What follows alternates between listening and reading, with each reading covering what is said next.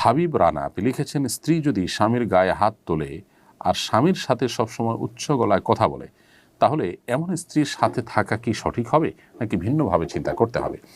ভাই হাবিব রানা, স্ত্রী স্বামীর গায়ে হাত তুললে সেটা জঘন্য অপরাধ এবং অন্যায় কথা। স্বামীও যদি স্ত্রীর প্রতি জুলুম করে সেটা অন্যায় কথা, কিন্তু স্ত্রী যদি এটা কাজটি করে সেটার ভয়াবহতার মাত্রা বেশি, কারণ সাধারণত স্ত্রী বয়সে ছোট হয়ে থাকেন আর স্বামীর প্রতি আলাদা অভিভাবক হিসাবে তার প্রতি আলাদা দায়িত্বশীলতার ব্যাপার থাকে, শ্রদ্ধাশীলতার ব্যাপার থাকে। স্বামীর সাথে যদি উচ্চ গলায় কথা বলে এরকম যদি হয়, তাহলে সেক্ষেত্রে এই স্ত্রীকে সংশোধন করবার যতগুলো উপায় আছে, পথ আছে, শরিয়া যে স্টেপগুলো অবলম্বন করতে বলেছে তাকে সংশোধন করবার জন্য, সেগুলো আমাদেরকে অবলম্বন করতে হবে। সেগুলোর কোনোটাতেই যদি কাজ না হয়, তাহলে সেক্ষেত্রে তালাক বা বিচ্ছেদের চিন্তা করা যেতে পারে।